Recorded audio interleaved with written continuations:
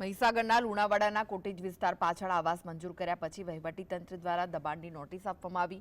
ગરીબ પરિવાર આવાસ બનાવી દીધું અને સરકારે તકતી પણ મારી। ત્યારબાદ સરકારને ખબર પડી કે આ સરકારની જગ્યા છે। પ્રાંત અધિકારી સહિત લુણાવાડા નગરપાલિકાની ટીમે ઝૂંપડા તોડી મંજૂર કરેલા આવાસને નોટિસ પાઠવી। જેસીબી મશીન સહિત સમગ્ર ઝૂંપડાને તોડી પાડવામાં આવ્યા। ત્યાં રહેતા પરિવારો પાસે પાલિકાના વેરો, આકારણી પત્રક તેમજ અન્ય ડોક્યુમેન્ટ હોવા છતાં સરકારી જમીન હોવાનું તંત્રે કહેતા લોકોના માથે આબ ફાટ્યા જેવી સ્થિતિ સર્જાઈ છે।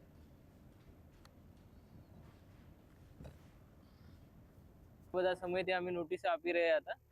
3-4 મહિના પહેલા પણ એમના એકવાર નોટિસ આપેલા હતા અને અત્યારે ઉત્તરાયણ સુધી અમે રોકેલા હતા અને અત્યારે આ દબાણની પ્રક્રિયા દૂર કરવાની પ્રક્રિયા સવારથી શરૂ છે અને આ સાંજ સુધી આ ચાલશે। કાચા પાકા મકાનો છે અને આ દબાણો ઝડપથી દૂર કરવાની ચાલી રહ્યા છે।